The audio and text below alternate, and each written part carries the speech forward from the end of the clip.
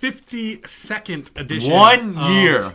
Overtime. We're glad that you're joining us. Hopefully, this is one of your highlights of your week. If not, sorry. Is we're it glad your that highlight? you're joining. Is it your highlight? No comment. No, I enjoy it. I do. We are so glad that you're here. As always, what we hope deflating. for is that you would grow in your spiritual walk off. with God. If you do that, then it'll If be I a very... had my microphone, I'd take it off. If you did that, it would be a very short podcast this week. I would just give you the cliff notes and say, go back to the website. But what we hope is that this challenges and encourages you in your spiritual walk. Overtime is basically where we get to do a little bit deeper dive of what we talked about over the weekend, specifically the Sunday morning message. So we always encourage you start there, listen to that message. This is kind of the second part of that, and we'll do a deeper dive. Today we do have a bunch of questions that we want to get to from a couple different listeners, and that'll probably take up a solid amount of time. But as always, what we try and do is give you some announcements of what's happening within the life of the church. So there is 3 things that we just want to draw to your attention that are happening within the next couple weeks. The first is actually happening right now. It is right now as we're recording this, October 13th. On October 12th, we did relaunch the Big Yellow Mug, which is the coffee shop that is in our lobby here. We have social distance practices. Yeah. There's an outdoor seated area. We're kind of limited inside. There's a whole bunch of kind of COVID rules, I'll say, that we would ask you to follow, but we are back open. So we are kind of doing a 2-month experiment, seeing if this is something that is useful for our community, useful for you as our church. So I would say if you are around, if you are interested, you like coffee, you need a place to meet with 6 or less people, or you're just looking for kind of a change of scenery, don't forget your masks, but come on over. We would love to have you here. Our new hours are from 8 a.m. to 12 p.m. We've got fresh homemade muffins. We've got quiche. I saw your wife was bringing in some quiche. Yes. So that's pretty exciting. Quiche. So come on out, check us out. Like I said, it's a 2-month experiment in this post-COVID world to see if this is something that is sustainable, something that we can continue to do. So if you're interested, we'd love to see you there. Or if you don't like the hours and want to participate in expanding those hours, volunteer. Yeah. Right? And so we'd love for you to do that. Big Yellow Mug at Gmail. No, I'm sorry. Yeah. Big Yellow Mug at clcfamily.church. Okay. You can sign up there. Or- you get to see my wife. My kids are here most days. that's Oh, right. it's so lovely. Usually, if I'm not busy, I'm out in that coffee shop. Come hang out. 8 to 12. We're all there. Yeah, so that is the first thing we want to let you know. The 2 other things are this coming Sunday, which again, I just want to make sure that I get the dates right. This coming Sunday, which is October 18th, there's another 1 o'clock Eagles game, which we have been showing the 1 o'clock games here on our big LCD screen outside. So if you are interested, you can tailgate, you can bring kind of your fire pit. You pork can this week. Yeah. Week before Philly cheesesteaks. So show People up. firing up the grills, eating some food. Hot dogs. Basically, Oh. what happens is that at 11 o'clock, you can show up for pregame if you want to, but the game starts at 1 o'clock, so we will be showing that on our screens again this week. So if you're interested, come on out to that. Again, showtime or the kickoff time is at 1 o'clock, so that's when we'll be showing it. The last thing that I'll say is that on the 23rd, which is next Friday, we will be doing another outdoor movie night, which will be showing the movie Monsters, Inc. So that's kind of all the details. I don't want to keep going on. I know, on goodness, that. I was asleep. There's long. like 4 minutes already. So do you want to kind of give us a recap of what we're talking about as we continued Jesus for President Week 2?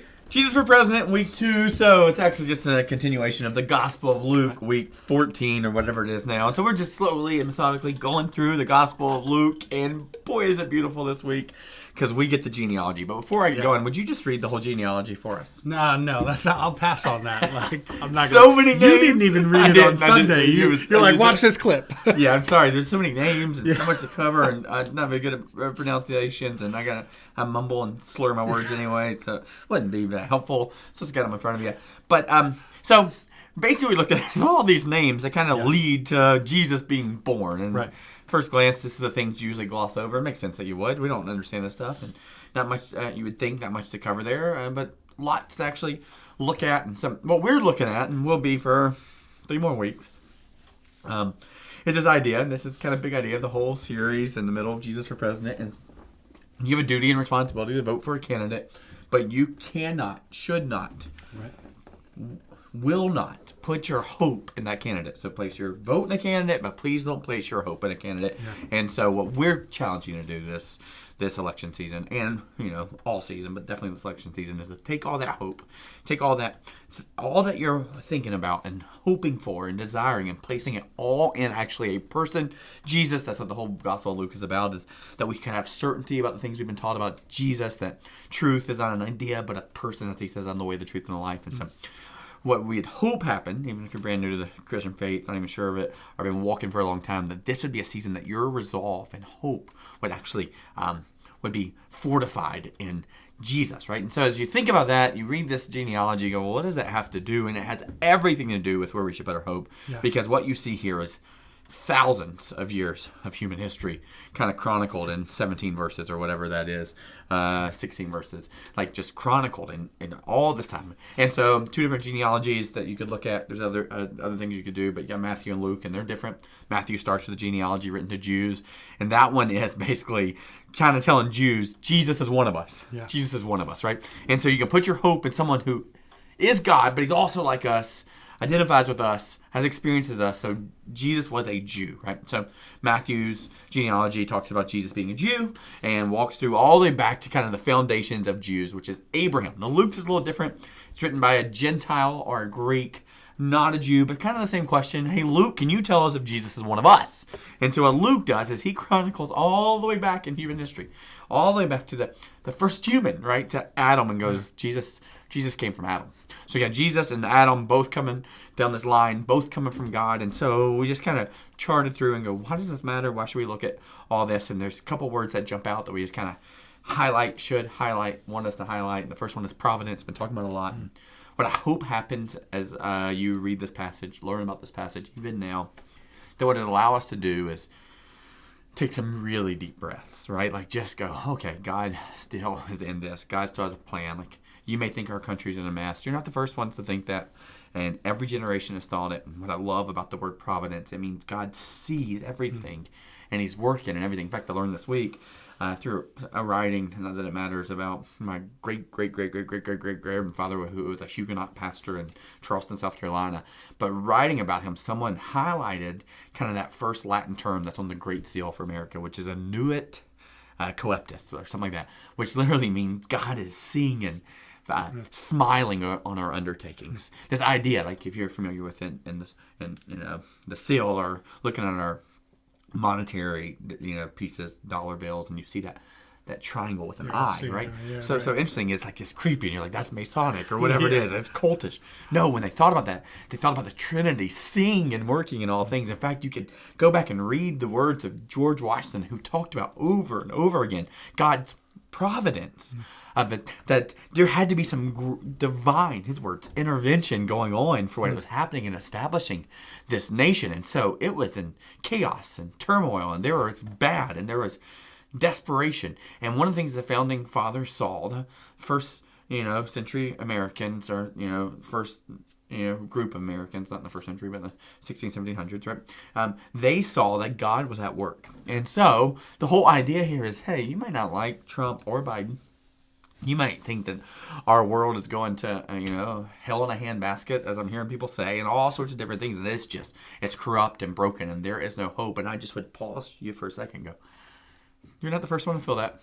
Let's go back and look at 66, 70 different generations, and all the generations thought there could be no hope. And in all the generations, God was actually doing something spectacular. Which leads to the next question of, well, if God can do something spectacular, how do we get him to do it, right? How do we make him jump in and do those things? And here's the craziest part, and that's why I want you to hear the other word, not just providence. God sees all things, works in all things. He bends and shapes all things for our good and his glory at all times. The question is, well, what are the stipulations? How do we get God to do that? Right. And that's where this word comes in. It's just covenant. Yeah. Covenant's like a contract, or at least the ones we looked at today, but without stipulations, meaning God is going to do these things no matter what. And so when you see Luke share the story of God, as he's researching it, grabbing all the oral documents, all those different things, he is declaring that there is a God who is at work and doing what only he can do. And it is completely independent of us. Meaning, you can't perform correctly. And even we think these things like, well, if God says, my people will humble themselves and pray, then he'll heal their land. And it's like, okay, we get a part, but not really. You kind of get a part, but what really is happening is God is the one who's healing land. God is doing those things. So what we get to do is we get to pause, take some deep breath, and go. On November 10th, November 20th, December 1st, January 21st, February 2nd, 2021, whatever it is, God is still at the helm, and he still has his kingdom. Why do we know that? Because of covenant. And so what we did this past week is we looked at kind of 4 specific covenants that kind of fall in this category. And so we'll go through again today is kind of the 4 of those that were highlighted: the Davidic or David covenant, then the Abrahamic, the Abraham covenant, Noahic or the Noah covenant, then the Adamic or Adam covenant. Those are the 4. And all of those, God's making some promises. And every single one of them, he's picking us up, setting us aside and go, it is not based on what you do or how you perform. It's based on who I am and what I promise. And my word will always come forth, which is really nice because that's why we've been reading through the Gospel of Luke. Because Luke tells us all about the fulfillment of all the promises and covenants that God makes in the Old Testament. And all those fulfillments all come in the person of Jesus. So Jesus is the answer and to covenant, and Jesus is the means and the method by which covenant happens. And so we just kind of looked at where all those covenants are pointing to Jesus. So what you get to do, which I don't do a very good job of, is take a deep breath, knowing that God is bending and shaping all things for your good and his glory, and there's nothing you can do to stop it. Or there's nothing you can do to start it. Yeah, right. So it's his work. It's our witness. I feel like I appreciated the take that you had on the genealogies because I too, reading the dimensions of the temple and the genealogies of families, I just gloss over that. But I don't, because I'm godly. But I mean, it makes sense. Good. But I appreciated the take because what you did is you kind of work through it and go, okay, here's the significance of it and the understanding. And even Luke in his recording, and maybe that's the first thing that we'll talk about in depth is Luke's kind of the way that he did this is different than the way that Matthew did it in the Gospel of Matthew. But what I appreciated was even the history of it. You said that really the Israelites were going, make Israel great. I know, and that's so true. And it's so absolutely true. And that's not a shot at making America great again. Yeah. It's just that's what they wanted, make Israel great again. Yeah, because they were the chosen nation. They were God's people, yet they found themselves under Greek and then under Roman rule. So therefore they're waiting for a Messiah to establish their kingdom, and that's what they longed for. Yeah. Except Jesus didn't come to establish the kingdom that they were expecting. He didn't come to make Israel great again. He came to establish his kingdom. And I thought it was very clever how you did that. Thanks. But then even pointed back to the history of it, and even going back to the covenants that were established back in the Old Testament. So I feel like you made the genealogies come alive. But maybe let's start with that first. What is the difference here between Luke's genealogies and then also Matthew? Because as you read the two, and you pointed this out on Sunday, as you read the two, it's almost like you get to a point where if you're reading them side by side, you're like, what? Oops. Who are these people? Yeah, somebody made a mistake here. So here's the interesting thing. That's why I love that I tell you, there's so much we can miss here if we don't chart through all of Luke, methodically. And so it's really important. It might be exhausting for you guys to hear it over and over again, but it's really important that we go back to what Luke tells us in Luke chapter 1, which is he writes these things so that we can have certainty of the things we have been taught, which is why we're doing this series, is that you want certainty, I want certainty, and what we can have certainty in is the covenant that God has made with us, right? But in that certainty, he tells us how he kind of put together the presentation for our certainty. Here's what he's going to do. He's going to say, you can have certainty of the things you're going to taught, because he's going to put together an orderly account of Jesus and who he is, right? But then he tells us how he got that orderly account, right? He went and met with the eyewitnesses. So important that this is an investigative journalist who goes and sits down and interviews people, right? And so he went and met with the eyewitnesses. And if you've heard me talk about this, the reason I keep telling you is because I don't want you to see the Bible as some ancient document. These are real people. And these are real people. Luke was a human being.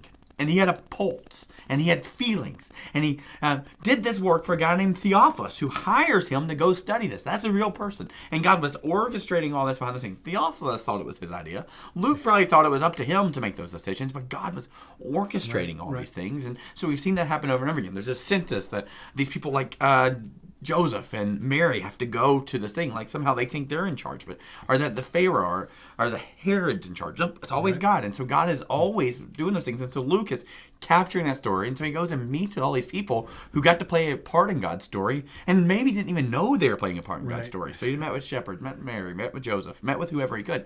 But that's not the only thing he did. He actually went and heard all the oral traditions, meaning 95% of the men at that time couldn't read or write, much less women or children. And so the way by which information was presented was orally, and people would be responsible to memorize, know, and declare this, and people would come and listen. So there was like curators along the way, and each synagogue and each home fellowship group, whatever it is, who knew that story. So Luke, it says, went and heard all the oral traditions, but it also said he went and read all the written documents. Yeah. Now in the past, when I talk about the written documents, almost always point towards Old Testament, right? I go through all the prophets, all the history, all the law, the books of Moses, all those things, and then also the letters, which a lot of the letters are already written, because it wasn't like they did the gospel first in the order that we see in the New Testament. Most of it was first. Let me write to you and tell you what's going on. What's interesting is Paul comes later than the Gospels, but writes some of these things earlier. But then Matthew and Mark, two of the people, one of them walked with Jesus, was a tax collector. Matthew, and Mark was someone early on into the gospel movement in the book of Acts, right? They write some accounts. So what I'm always pointing out is, by the time we get the Gospel of Luke, we are certain that Matthew and Mark had already been written. And so when he says getting the written documents, we know that it includes those. Right. But what I haven't really shared and gone, but Luke was a Greek. He was a Gentile, and he would have also been really curious to what's going on in the history of the world and the history of the culture that he's writing to, Greeks and Gentiles. So he would have also gone to the courthouse or whatever it would have been. He would have learned about the deeds. He would have gone and read the information, and everybody, you got to understand it, it's different than now, smaller populations, but everybody was accounted for because everybody had to give their money back to Caesar, right? Every tax collector, like Matthew, would have had to have gone in and said, hey, okay, Peter, Simon, you and your wife, you owe this much money. So there was a deep level of inspection and accounting for all these people. So there were written documents. There weren't hundreds of them. You didn't have the PDF, but there's a place that all these documents written. And the other thing is it would have listed where people come from. Like, okay, this person comes from this person, comes from this person.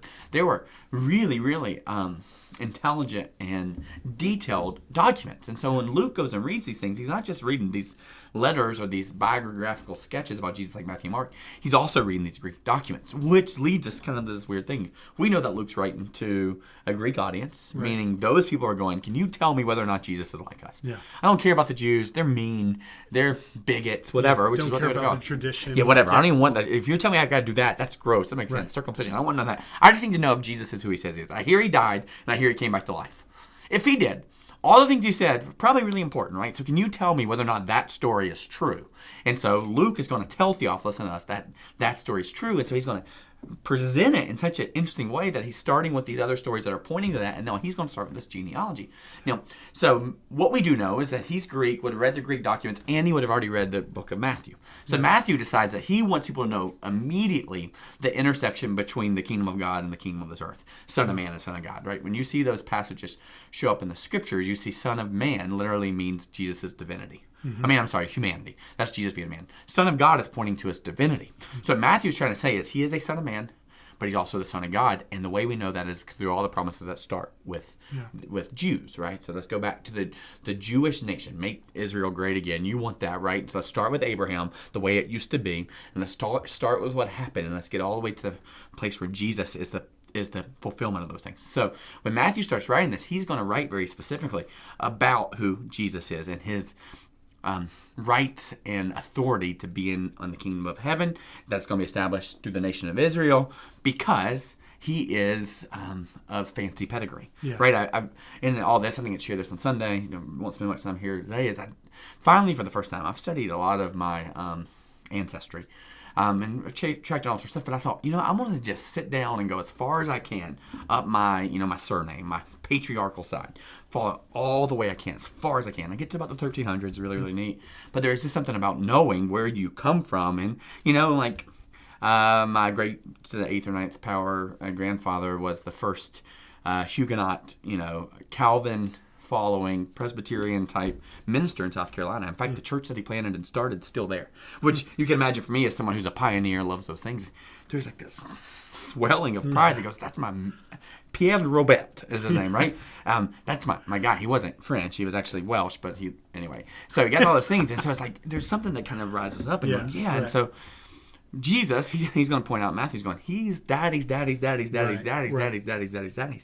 David, really, really exciting. So Matthew is presenting to the Jews that this guy's a Jew, and he comes from a good pedigree, meaning God was always planning that. Now, Luke's is completely different. So in Matthew's, it goes, Joseph, the son of Jacob. Okay, got it. That's not the first Joseph and Jacob in the Bible. They got the one in the Old Testament. That's really cute, that Joseph was born of Jacob, and those kind of things. So you have it in the Old Testament, same thing. And so Joseph is born of Jacob. Now, Luke, when it starts, it gets to, verse 23. Jesus, when he began his ministry, was about 30 years of age. Lots we could talk about there. Don't have time today. Being the son, as was supposed, of Joseph, the son of Heli. You go, we got Joseph, and we got Jacob, and then we got Heli. Right. And so what do you do with that? A lot of people go, see, that's what the Bible is. A lie. That's the counter example. The only one I need. When we get to the third chapter, here you go. Your Bible's stupid. It's not true.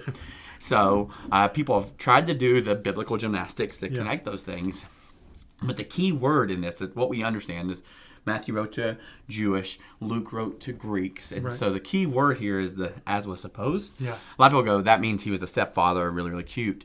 But the key thing here is understanding Greek context. When they're writing this stuff down and documenting it, women aren't allowed to be in it. Right. Like they were less than human. They just didn't they just weren't allowed to be in it. And so they would not have shown up in any of these things. So when you see that as was supposed really means as it was documented. So Luke is saying, look, as the Greek said, he comes back later, as the Greek said, this person was the son of Heli. Now, they would have pointed out, he would have wanted you to know that line that he's going to now follow probably isn't the line that Jesus goes to Joseph. In fact, when Matthew has there, Jesus goes to Joseph, goes to Jacob. This is Jesus goes to Joseph, and all of a sudden you switch.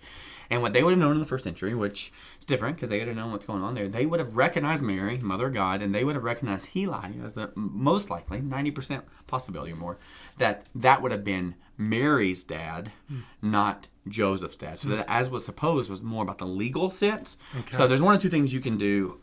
One's called a levirate marriage. You see this with the book of Ruth. This is where someone dies before they have a kid. So the brother-in-law has to, kinsman redeemer. Yeah, like all that. So you have another one. But the thing is even though the brother impregnates the wife, he still gets the firstborn is where the lineage comes from. So they're going, is that what this is? That's pretty rare and probably not the case, and so it makes the most sense is that it's a completely different lineage, different side of the family tree. So what's really beautiful in this, once you see it there, we now know, which I really appreciate, it's so complicated, but we now can see both lines going up through. So now we have Mary's family tree, and we have Joseph's. Yeah. So what seems evident is Joseph comes straight down from Solomon, right? So David, Solomon, there's that first one. And I guess that's where we'll get this first covenant that God promises to David. He goes, you're going to have through your offspring, I'm going to build your house. I'm going to make Israel greater than you can ever imagine. I'm going to establish the kingdom through your offspring. And through that is going to come the King of the King and World of the World. And that's going to be Jesus. That's going to be the Messiah. So Matthew is celebrating that covenant. That no matter what happens, that is going to happen. Now, the problem with that, for the Jews at the time, they would have gone, wait, does that make God a liar? Yeah, right. Because if you go back to 2 Samuel 7, I think, that's what it is, that God told David that there'd be a blood descendant of his would sit on the throne forever. Well, so the kingly line was passed down through Solomon. David has Solomon, David's son. So because he's, in those days, the kingly line was passed from father to son, right?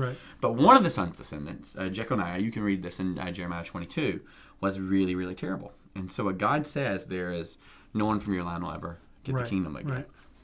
So now you have this other conundrum. So you got two different issues. Yeah. One, Matthew and Luke, this is what resolved it. One is that the Jews are like, no, that's Joseph. He's the right line. But wait, through that line, Jesus doesn't have rights because God said it would never happen. Right. So does that mean God a liar? Does that mean that he just had a temper? So that's where you go back to the other side and go, well, the other thing here is if you follow this line, Mary's line, here's what's really neat. You don't go through Jeconiah because Solomon has kids who have Jeconiah. Now, Solomon has a brother named Nathan. Mm-hmm. And through Nathan's line, which still gets all the way back to David, right? Not through Solomon, not through that promise, because that was cursed, but gets back to David. From that line shows up Jesus from Mary. Now, here's the really interesting thing. That means, biologically, Jesus has rights and blood because he gets all the way back to David. Yeah. But because he circumvents and bypasses Joseph's line, because Joseph is his stepfather, not his real father, he doesn't have the blood curse that's on him. Yeah. So there's something to geek out on if you like those things. But it's crazy to go two different genealogies, Right. and it's important that we get them both. So we understand that he was a Jew, but we also understand that he doesn't have tainted blood. He's Right. perfect in every way. He didn't get the same curse that man gets Yeah. because he comes to this other side through Mary. So Luke is written to Greeks, and that's how we get this genealogy as opposed to Matthew's. I don't know if that's helpful or not. No, It's I feel like that's good. Like the way that you said it, if you want to geek out on, because I feel like I think it was last year for last year's Christmas message, or maybe it was the year before that. Just really spent a lot of time studying that, trying to figure that out. Like, and there is two lines, and in order for the prophecies to be fulfilled, Jesus had to come from the line of David. But because of this curse, that stopped it. So it's like, well, what's it look like? It's going to happen? I guess not. But then God has a way. Like, So God let's provides a imagine way. you believe this stuff. Which, Yeah. I don't know, 75% of you listening probably do. Like, if this is really real, let's go back to that moment when Jeconiah just completely messed it all up. And let's go back to that statement that God says, not through you, man. Yeah. And there's a curse. Now imagine the enemy Yeah. just celebrating this thing, going, aha, aha, we got to God. He finally broke down. We did enough tormenting and stuff, and we corrupted people so bad that God is going, not interested anymore. Like, in that moment, it feels really good. Like the moment when Jesus gets put in a tomb. Aha, we actually killed God. And so in those moments, this is what's so beautiful about where it seems like there is a complete dead end. Right. Where it seems like there is no way. That's where the gospel has the most power and intrigue, and that you're drawn to it is because in those moments that God is still doing something. We might not be able to see it. Yeah. We might be coming to the same conclusion. There's no way. He just said there's no way. There's no way. This isn't going to happen. And yet God is still at work and bending and shaping things and continuing. That's the story of the gospel. Where there was no way, you cannot get back to God. He makes a way through Jesus. And so it's got to see the beauty of the prophecies and the covenants that God, even when it seems like we not only don't follow him, we do the opposite of it, and we're throwing up roadblocks and obstacles all along the way, and yet God is still figuring out a way to make it happen. So it's really neat to see that in terms of covenant, that God is at work here. And so it'd be really easy to miss the Matthew and Luke comparison and the difference. But if you really pay attention to the scriptures, it's pretty neat to see what's in there. It's amazing that God does make a way when there seems to be no way. And even in our own lives, like the promises, the things that you feel like God is leading you to rarely happen the way that we think that they'll happen, right? Like, at least for me, that seems to be the case. Like, okay, I think that I feel like God has said this, or this is what he's going to do, but very rarely is it like, oh, that leads to this. Wow, that was awesome. Usually it's in a circular way that I'm like, I don't know how this could come to be, and then it comes to be. And that's why the word covenant is really important, because when you talk about covenant love that God has for us, a lot of times in the Old Testament, or most of the time, it's used this Hebrew word hesed, H-E-S-E-D, or hesed, or whatever it is. But it's described as this unfailing, never-stopping, unquenchable love. Right? Not unquenchable, like unrelenting love. Like no matter what, like it's just this kind of love. And so it's like this one that it seems like, like it's one of those crazy stories where, it's kind of like, I don't know, maybe Taken's the wrong movie. But I'm going to get to you. I'm going to get my daughter. I think this, no matter what it is, no matter what gets in the way, God is just, it's never stopping and failing. And that's why I love Sally Lloyd Jones's book, the Jesus Storybook Bible. Yeah. Because she describes covenant as this. God loves us. That's what she says. Yeah. With a never stopping, never giving up, unbreaking, always and forever love. And so that's the story of covenant, is there is never a time when God is not loving you and not at work bringing himself back to you. Yeah. So even in that book, like I feel like as I've read through that and read it with in devotions with our family, like it just, that I stumbled over that like the first couple times, but she says it several times in the book, and by the end, like it's just got this beautiful cadence. I just really appreciated her explanation of that. So let's jump into kind of the covenant. So we've talked about kind of the significance of like David a little bit. So let's talk about the covenant, like the promises that God makes, this solemn binding agreement. But what's kind of the big thing is that we do nothing to earn or deserve that. So like I don't know how, like I guess I'm just going to say, let's talk about all the covenants. What do you want to highlight in all of those? Let's start at the beginning then. Let's imagine what the purpose of covenant is. Okay. So what's God doing? What God is doing is he is ruling and reigning and establishing what he designed in the very beginning. Right. When you cry, when you're sad, when I tell you our nation's sick, And I tell you our world is sick. I tell you and I are sick. What I want you to hear is it's not supposed to be this way. Yeah. And crying should be evidence of that. Like going to a funeral and feeling such sadness and longing for a relationship that's gone. It was not supposed to be this way. That's why I explained to you that, like, at the end of your life, no one ever goes, wow, that just crept by so slowly. What do people say? It went by so fast. That's why people tell you to soak up the time with your kids, because it goes by so fast. That part of you, your soul, was not meant to be this birth to death 20, 50, 80, 100, even 1,000 years. That's not how it was wired, right? And so because of that, there is a longing that we have that we haven't been able to figure out. And the way that it was supposed to be is it was supposed to be you and I with God forever. And that was the way it was in the beginning. And so eventually we're going to get back to the beginning of God reestablishing what he established in the beginning. It's just going to take us a while to get around the barn to get there. Yeah. So what was it supposed to be like? It was supposed to be that we were in great community with God, and he was ruling and reigning through us and in us. So God was inviting us into his kingdom to participate in his kingdom, to have dominion. That's a kingdom word, right? Over the world, right? So God was going to rule and reign, and the way by which he rules and reigns is through his people. So that we get to establish, like I was telling my son this last night, because we're thinking about what heaven looks like, and God, he's going, do you think a black hole's a way to get to heaven, like all this kind of interesting? I'm going, so complicated, because God is going to reestablish his kingdom on this earth. He's like, does that mean we're going to play Nerf gun here? I'm like, why not? Like, does that mean we're going to be playing basketball together? Well, why not? Like, there's something about experiencing all the joy. Like, there is a plan that God would rule and reign, and he'd rule and reign through his people, and it would be perfect. Now, the minute that Adam and Eve tell God they like their plan better than his, that's called sin. That's forfeiture of all the rights to the kingdom. That's what sin is. It's forfeiture. So in that moment, what happened is we tried to play king of our own world, right? Or trying to rule and reign on our own, which we are impossible doing. So what you see is thousands and thousands of years of human history of people trying to rule and reign. Yeah.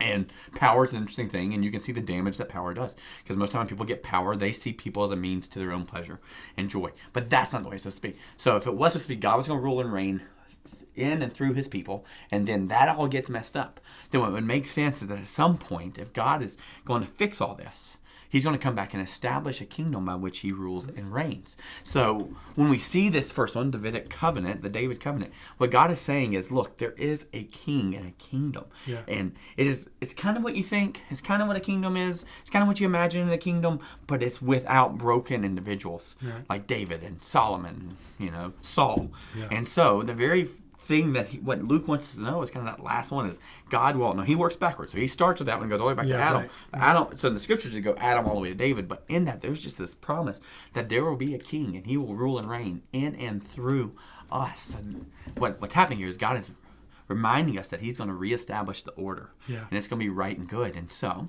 you go, well, how does that happen? What do I do? Nothing. Right? Yeah. There's nothing you can do. You can't mess it up. You can't make it happen. That is a covenant, meaning God has said it will happen, therefore it will happen. Right. And so when he makes this promise that through David he will establish a house and a home and a kingdom and a nation, that's just what's going to happen. And so one day, guys, I don't know, maybe it's next year, maybe it's 1,000 years from now, there will be a moment when God reestablishes his rule and reign, and he will allow us to experience that forever.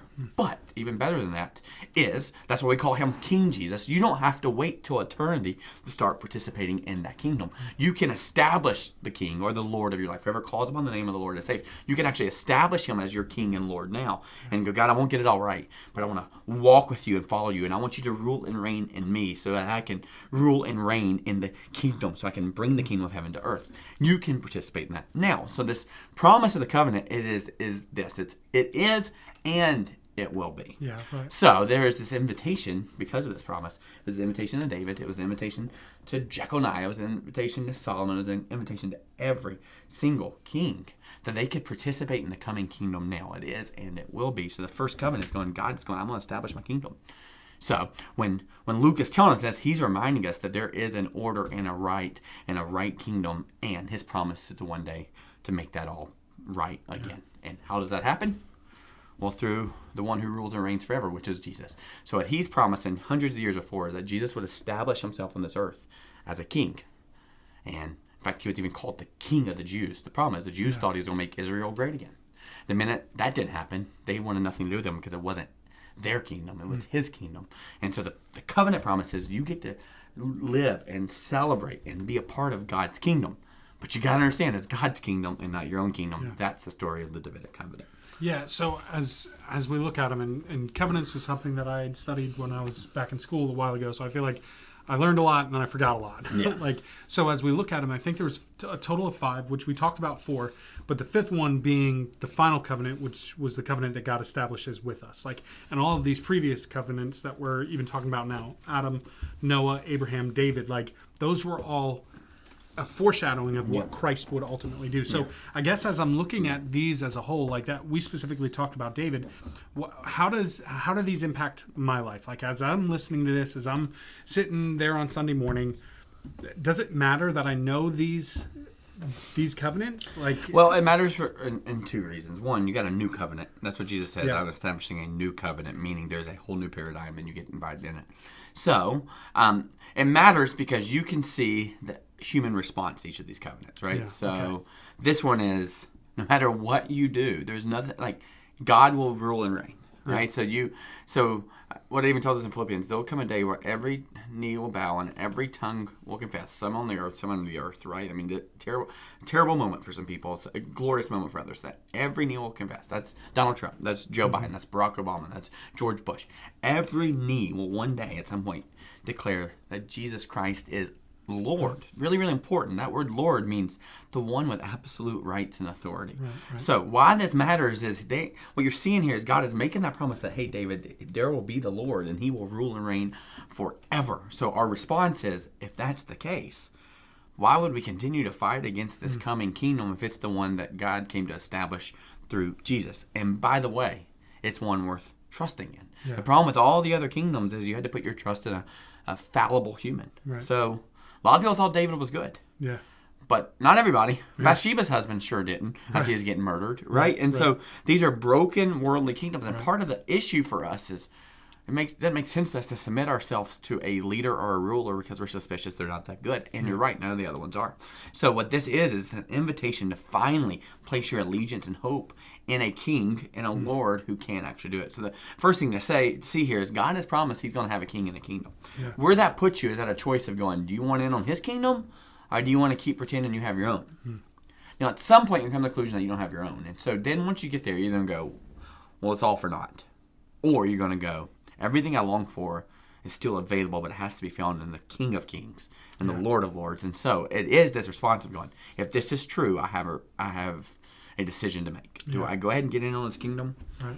Or do I stand in opposition to it? Yeah. Those are kind of the 2 things. You see it with David. You see the fights and the wars, and there are 2 kingdoms, one that you in opposition and one the kingdom of God. And so there is this time where you align your allegiances in the middle of this, not to the right, not to the left, not to the elephant, not to the donkey. You align your allegiance to the only king who will reign forever. Yeah. So that's our first response to come. If this is true, what do I do? Well, that means I place myself under the lordship of the King Jesus. So that would be the first response there, I think. And so as I'm thinking through covenants, one of the things that covenants happen, there was always a responsibility on both parties in a covenant, except what we see is that God takes on that role for both parties in every single covenant. It's covenants that David or Abraham or Noah, they'll fail at. Yeah. But God still takes on that covenant. He still takes on the responsibility, which was part of the point of what you were trying to say on Sunday, right? Yeah, so that's where it gets coming. I'd say it's without stipulations, but it's not because it's without stipulations. There are stipulations. They're just stipulations you can't fulfill. Right. So when you hear them, you go, well, I can't ever do that. You can't live a flawless life.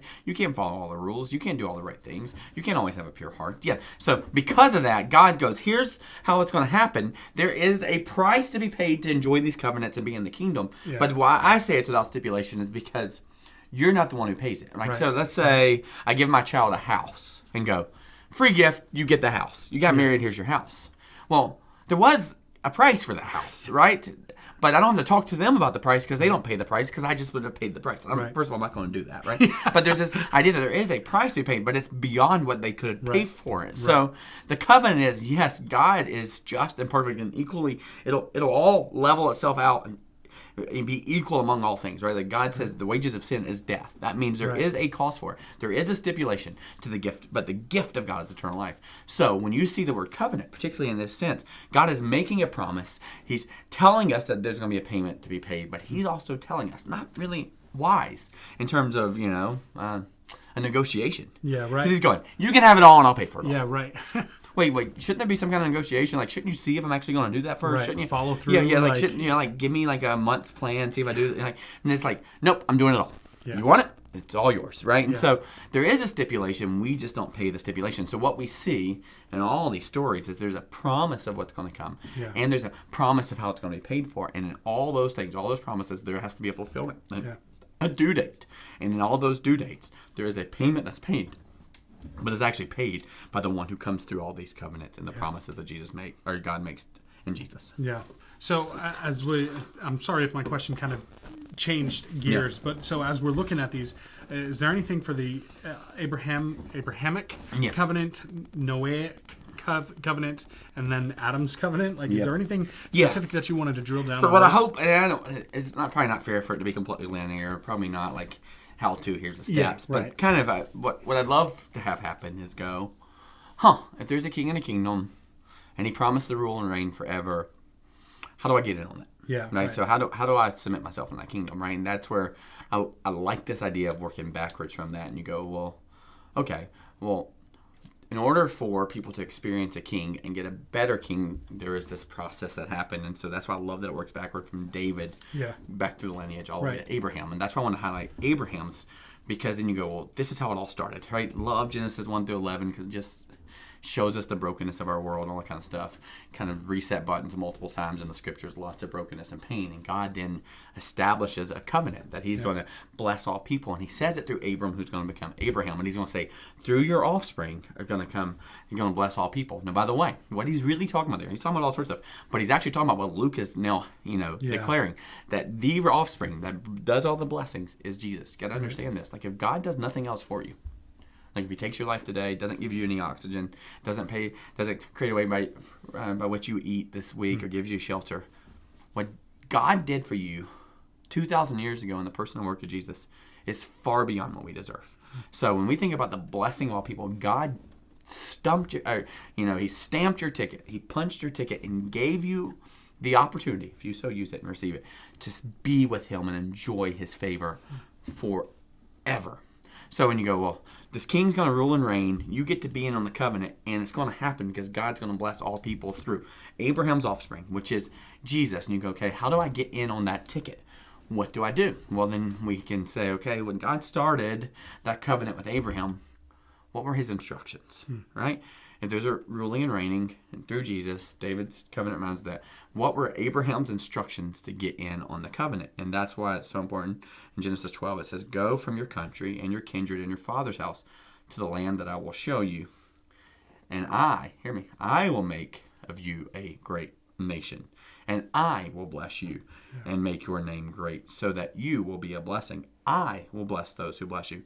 And him who dishonors you, I will curse, and in you all the families of the earth shall be blessed. So you see this over and over again. God says, I will, I will, I will, I will. So interesting because you think about like these political stump speeches. What do you hear? Well, if I was president, I will, I will, I will. You hear these things. But there is one who actually will, and he's already cashed it in and said it. Right. So he's telling Abraham all the stuff he is going to. Not Abraham's going to do, but he's going to do. And Abraham messes it up all along the way. Right. But you go, well, what was Abraham's part in it? Well, the only thing that he instructed Abraham to do to get in on the blessing is this. Go from your country and your kindred and your father's house to the land that I'll show you. So literally, Abraham steps out of Old Kingdom, his dad's house, in Babylon, whatever that is, pagan world, and he steps in to this kingdom that he can't see yet or experience. So that is what faith is. Faith is believing, even when your senses can't tell you otherwise, right? Like to walk into this land, he's going, there's no kingdom out there. That's just all desolate. Yeah. And so there's a step that happens. There's this responsibility for us. The only responsibility, you want to get on the kingdoms, you step into the kingdom. You just step into the kingdom. That's why I talked about the ark at the end. You lay into the ark, right? You step into the kingdom. The only part we play is actually to step into the kingdom. It's to believe that it's there and walk into it. Like you see it over and over again. You see when Joshua crosses in the promised land, it says that the Jordan River's separated when the soles of their bare feet touch the water. There's this irreversible step.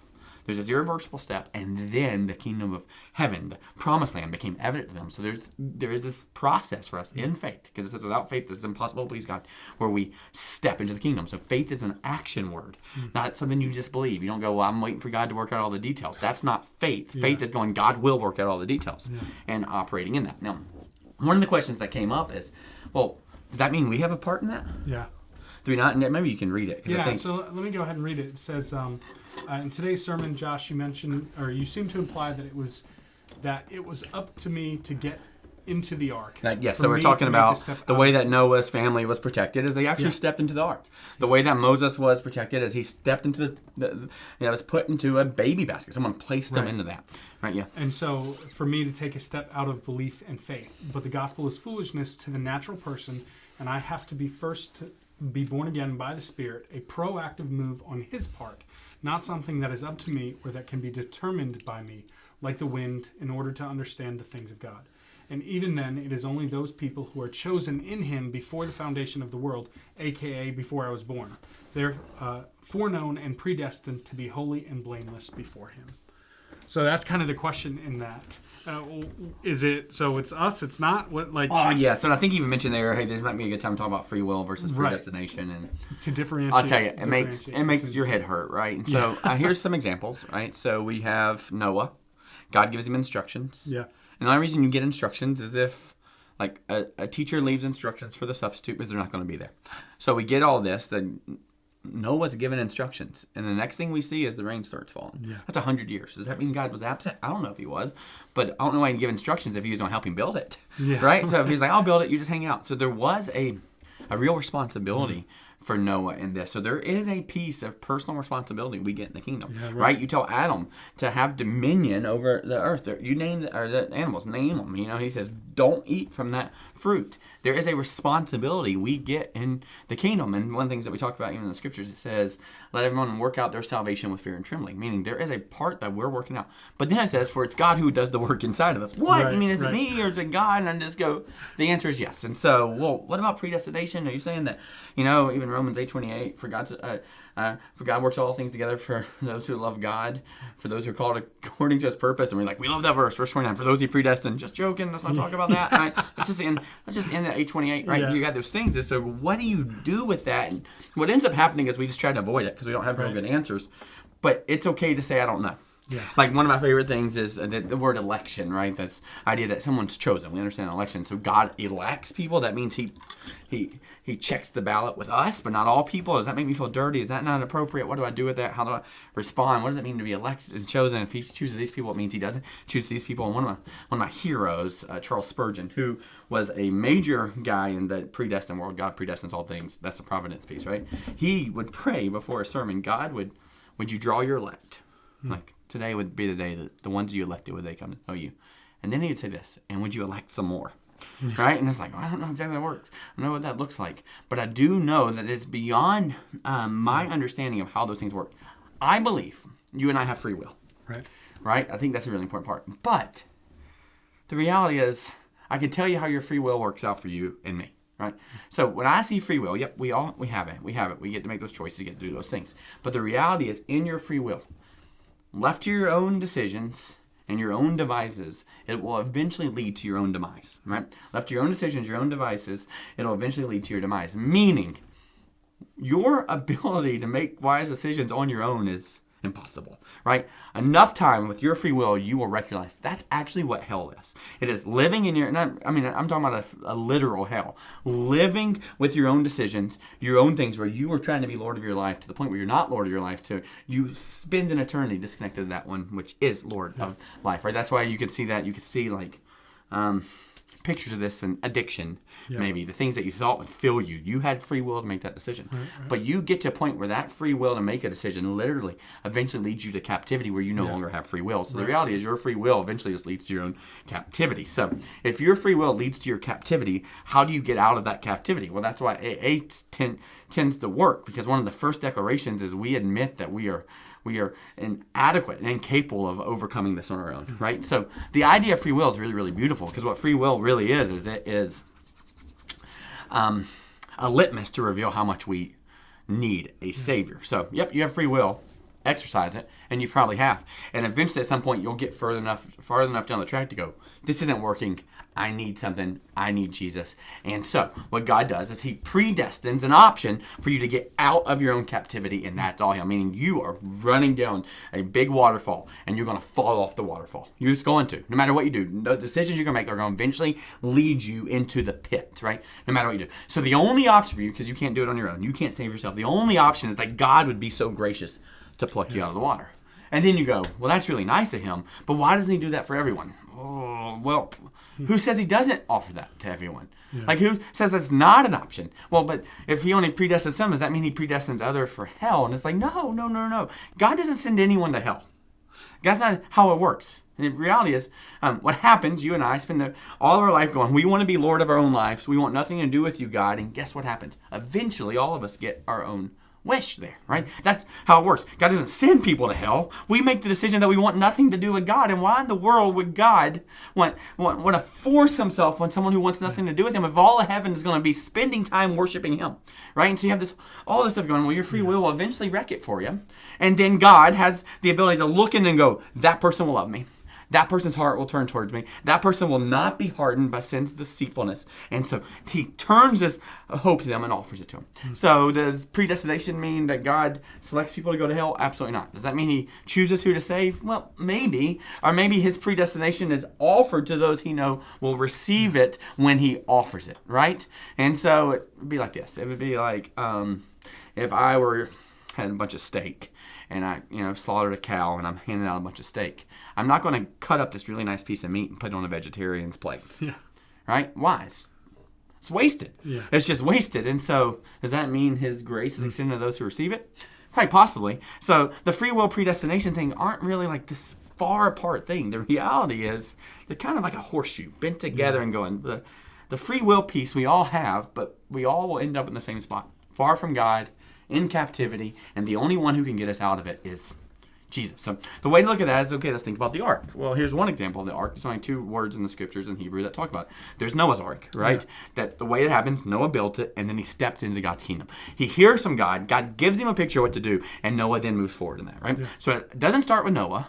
Noah had no idea. It doesn't start with Noah. It all starts with God unveiling his plan, and then Noah getting the opportunity to reveal it. So unlike Noah participated, unlike Noah figured it all out. Yeah. God makes himself known to Noah, like the Holy Spirit makes himself known to us, and then gives us the ability to make the decision and walk in it. So if you have the ability to turn your face towards God and trust God, it's because he has made himself known to you and made his Spirit available to you. So when it says that none of this, faith without works is dead, that it's impossible to please God without faith, but faith is a move with the Spirit and a gift to our life, then if that's the case, well, how does all that work? Well, the reality is God presents himself to us, and we therefore can lean ourselves into him. So you got that one, Noah. Now, on the other side of it, you have the story of Moses. Mm-hmm. Now, Moses was placed into an ark for protection. What did Moses do? Yeah, he was an infant. He was a baby. That's right. So he did nothing to be placed in the protection of that. Yeah. It was his mother, led by the king of the world, who placed him into that. So there's some times in Scripture you see that people play their part in walking in obedience. Yeah. If you have the opportunity to make a decision, then make the decision to walk in obedience. If you have that opportunity. Now, there are going to be some times in your life, well, it's nothing about your opportunity. And that's where it gets confusing. Well, I didn't end up here. How did I end up here? God did something here. That's right. So you don't always get to make a decision. But if you feel like you get the opportunity to make a decision, make the right one. Yeah. If you don't, then praise Jesus that someone else placed you, the Holy Spirit, into the ark to get you there. So it's a really long non-answer going. If you feel like you get to make the decision to turn your face towards Jesus, place yourself in the ark. Here's my recommendation to you. Do it. Yeah. Just do it. Do it. Right this second. Just lean in fully. Right? To acknowledge Jesus, to call him Lord. If you believe that God has revealed himself to the point that you can do that, that's all I get from God. So take it and receive it. Right? If you've ended up here completely by accident, then receive that as well. Right? And so this is the last thing I'll say here is what some people try to do is make this be a shameful thing. Well, why would you worship a God who, chooses you but doesn't choose that person? I'm like, it's a lot more nuanced and complicated than that. But here's the thing. It'd like be someone telling their kid, why would you love your dad really well because he's a good father when other people don't have fathers? What? What if I got a father? Why wouldn't I have access to him? Why wouldn't I spend time with him? Because that's what it is. In fact, by the way, for those of you who've lost a father, you would say, if you still have your father, still please cling to him. Not just because you don't have one doesn't mean you don't want that for other people. You long for that, so just go. If it's available to you, That's a work of the Holy Spirit making God known to you. Please don't waste it. Yeah. And I don't think because he's made it known to you, it will be wasted. So really, really complicated. I get that. Soul freedom, yes, you get it. But really what it does is just lead you to a messed up life until finally you surrender and go, God, would you be Lord of my life? So soul freedom leads to awareness, which leads to surrender of your spirit and your free will to that. That's what it says. In view of God's mercy, offer your bodies as a living sacrifice. That's your freedom. Holy and pleasing, that's your spiritual act of worship, meaning if you have been held in captivity, don't go back to it. Give it to the one who doesn't lead you to captivity. Yeah, that's So, good. long answer to... Yeah, I do want to jump into. Sorry. There's some questions, and we'll get to as many of them Yeah, as yeah. we can because I think there's like 5 or 6 Mm-hmm. questions in this specific one. Didn't know if there's. I don't know how to do this. Whether we should do the questions and then do the follow up, but maybe do you want to? Is there any final thoughts that you had in that, and then we'll spend the rest of the time doing questions? Maybe? I would just say if you're intrigued by this or interested, where I would ask you, and this is, I'm done to read it today. Well, I feel like let's trust God's providence in this. So this is how He wants us to kind of use our time. But Paul really does lay this out for us in terms of what I would offer is soul freedom, predestination, what happens for us. And so what you see, and you'll get to see it this weekend, even as well as what Jesus conquers in temptation that Adam couldn't. We basically get to a place where there's only 2 people who are fathered biologically by God, right? Move of His Spirit, breath, whatever it is. Jesus is born through Mary from God. Adam was born out of the breath and dust, right? So He creates 2 people. Those are His 2 children, first and second Adams, right? So first and so what the scriptures of Paul says is there is one Adam who got us into all this messy lineage brokenness.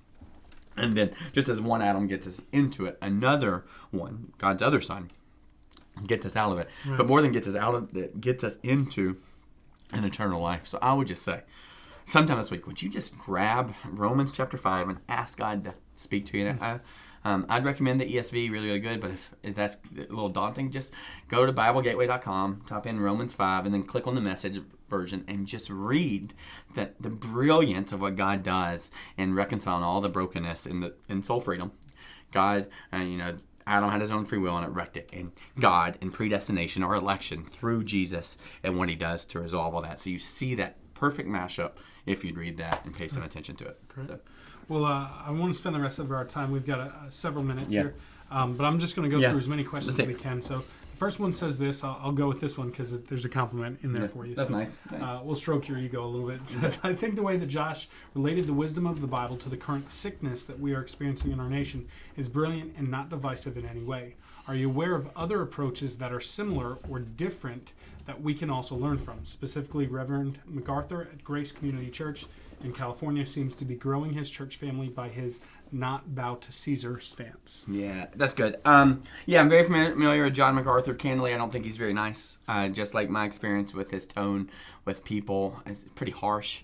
I disagree with him theologically on the work of the Spirit. Like he would classify himself as a cessationist, meaning he thinks all the work of the Spirit stopped in the first century. I still think the Spirit moves. There's still evidence and evidence of the Spirit in our lives, even things like speaking in tongues, manifestations and miracles, all those kind of things. So that doesn't mean he's not a Christian. I think he is. I think he walks to the Lord, and I think he offers a lot of insight and great Bible teaching. I've referenced this stuff multiple times in teaching because he does some good stuff. Particularly read a lot of the stuff when it came to Romans, Revelation chapter 1, 2, and 3, his perspective of what the angels, the messengers were versus someone like Driscoll or Piper. They're different. So thankful for those things. And so I would just say this is a both and I am familiar with basically him refusing to, follow the rules of Governor Newsom or whatever and going, hey, it's a church. No one can tell us what to do. We're an essential business. We're going to keep meeting. And I would agree with that. He has every right to do that. And I have no problem with him making that decision. And I would trust that that's what the Lord has led him to do. I know, by the way, I don't feel like either one of these decisions is what's going to grow his church. I think the Holy Spirit is doing what the Holy Spirit is doing, and there are folks that will gravitate towards that movement as the result, which is great. Glad the kingdom goes forward. However, there are people that will leave that movement for the same reason. And so where it gets complicated is to point at a person and go, they got it all. They hold in the book on how to handle this. I trust them fully. This is the guy. This is our way. And define it as prescriptive. I wouldn't say this is prescriptive. First of all, the scriptures don't prescribe it. I'd say it's more descriptive of a way a church is handling it and the fruit that happens on there. And I would argue the fruits because probably of a purity of heart. If it's a purity of heart. Now, on the other side, which I think it probably is, this is no judgment on his decisions. On the other side, there's another guy Andy Stanley, who has literally taken the exact opposite approach. In Atlanta, which, by the way, is Georgia, where there's all sorts of permissions, Andy has actually declared that they will not meet again until January indoors. Now, they're a super large mega church with lots of seat turns, meaning 2 or 3 different services each day, and it'd be hard to clean, all that kind of stuff. But his argument is, hey, we really feel like there's a response to be really good neighbors, and we can't imagine how this is being neighborly or how this creates an unchurched environment, our church environment where unchurched people love to attend. That's their mission, right? So you got John MacArthur's going, we want the holy word of God to be taught in its deepest ways, and people to understand the whole counsel of God and all of the scriptures, and so high value on making sure the word's taught every week, and it makes sense they do that in person. And he's going, hey, our mission is to be a church that unchurched people feel welcome in and attend. And as a result of some of the stuff that's going on in our world, many people would feel unsafe coming to this church, and so they've gone on the other side. Again, there's things I disagree with there and things I agree with. 2 different people, both love Jesus, will spend an eternity with one another. And so one of Andy's guiding statements, and I think it's really good and really helpful for all of us and all this stuff, is he says you should ask the question, do you want to make a point or do you want to make a difference? And what I would ask of either Dr. MacArthur or Andy Stanley, Reverend or Pastor Stanley, how you say that, is this to prove a point or to make a difference? If the goal here is to make a difference, then perhaps this is the best way to make a difference. And so let's continue to meet, gather together, and give God the opportunity to make himself known each and every week. Hey, Andy Stanley, is this your goal to make a difference in showing your neighbors that you hear them, you're being respectful of authorities in the ways that they define, even if you don't agree with it, so that you can love your neighbor as yourself? And I think God will do really, really great things on both ways. The same thing I told you this past Sunday, because the key to all this isn't getting it right. The key to all this is Matthew chapter 5, where it says, blessed is the pure in heart, for they'll see God. So do I think God will be seen in both those things? Absolutely. Now, if you're wondering for us, we're doing both, right? Mm-hmm. We're going, no, we're not going to wait till January to meet. There's opportunities to worship now. Let's create spaces by which people worship. And yet, at the same time, let's be honoring of the guidelines set before us so that we're respectful of those things. So this isn't trying to be the middle ground and keep everybody happy. It's going, how can we do it right now in a way that helps make it simple for as many people as possible in our community to connect to God and one another? By the way, what we're seeing is, even for many of you, there's more space indoors than what we're using right now. Right. So it doesn't seem that a lot of people are now going, we got to get back indoors, got to get those things. I understand masks complicate that. So really, really long answer just to go, yeah, I'm aware of Dr. MacArthur, agree with his heart and pleasing Jesus, and excited that he's going to continue to teach the word. I agree with Andy Stanley on trying to be a good neighbor. And so what we're trying to do, think about what Paul says, we're trying to be all things to all people in all ways so that some... It's interesting. Some might come to know Jesus. And so, by the way, that was on our letterhead in the 80s and 90s. One of Pastor Jeff's big verses is going, how in the world do we do all things for all people? Right. So that's what you're seeing here, is how do we engage people in person? How do we engage people at the coffee shop? And yet, how do we be mindful of folks who are in the red stage of this? So, aware. And we're wrestling through that, reading through it, asking Lord to reveal, talking to our session about it. But it's not, we're not doing any of this out of fear or of worry, either from the virus or from the government. We're trying to do it in obedience with the Spirit and however the Spirit would lead us. Well, maybe quickly I'll try and do one more. It says this. It says, when God pressured Egypt's Pharaoh to set the slaves free, he used natural disasters to inflict economic pain and social suffering to demonstrate his power. Are we seeing something similar now with wildfires, floods, severe storms, and a virus that was used to pressure the government to take action that broadened the economic pain and mental suffering throughout the nation? Really good question, and this is another one of those nuanced ones in that, here's what I'll say, I think God's causing this. He hasn't told me he is. And in that sense, I'm not trying to be facetious there. I haven't heard that from him, so it'd be hard for me to go, yep, God is doing this. Yeah. The way that I like to speak on behalf of God is through the words that he's given me, and so that's the scriptures.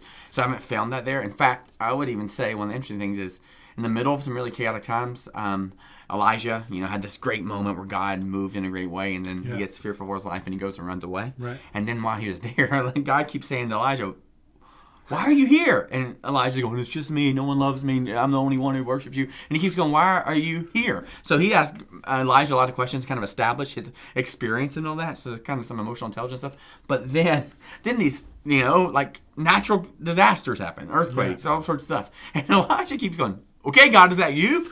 God's asked the question. Elijah's answering it with, martyrdom and woe is me. And then Elijah starts asking questions.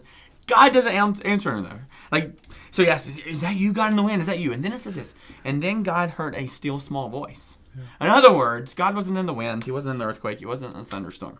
He was in the still and the quiet. Yeah. So, say that and go, well, from there, it looks like God wanted Elijah to know something. And boy, did those big things draw his attention to it. But God wasn't those things. He was the voice speaking in the quiet during those things. And so what I would say is, God is a perfect steward. He does not waste our pain. Is God causing this? He hasn't told me he is. But is he allowing it? Well, absolutely. If he's sovereign and providential, and if he bends and shapes all things for our good and his glory, that means if he wanted to stop this, he would. So he hasn't stopped it. So I would go, it's like cancer. It's all sorts of things. Does God cause it? No, our world is broken and evil.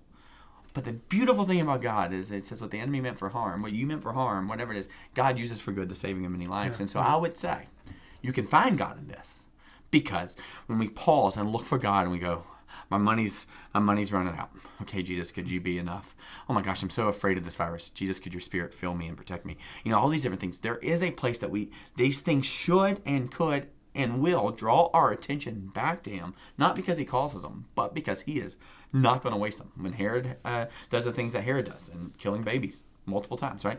God uses that to show his goodness and his favor. Like when you see all these different things happen in the scriptures, when you see the persecution of Christians, does God want them all to die? No. But did he use it to get the gospel out of Jerusalem into the Samaria, Judea, outermost parts of the earth? Absolutely. So I would say what I'm going to challenge you with is not try to figure out and define this as God's, consequences or, discipline or punishment, and go, but if God has brought this here, where do I look and how do I see him in this? How do I see what he could be doing? And so probably not causing it, definitely allowing it, lots to learn from it.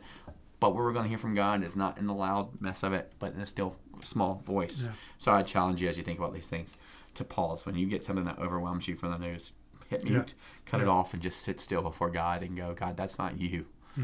But I'd love to hear from you. That would be my challenge in that. Yeah. Well, that is all the time that we have now. We'll try and get to some of these other questions maybe next week, because there's a few more follow-up. But I want to say thank you so much for joining us. Again, whether you're watching live or you're checking this out via podcast or on our website, thank you so much for joining us. If you have questions, please email us overtime@clcfamily.church, and we will be back next week to start year number 2. Yes! That's pretty exciting. So thanks, guys. Have a great week. That was it. Done. That was a lot of words.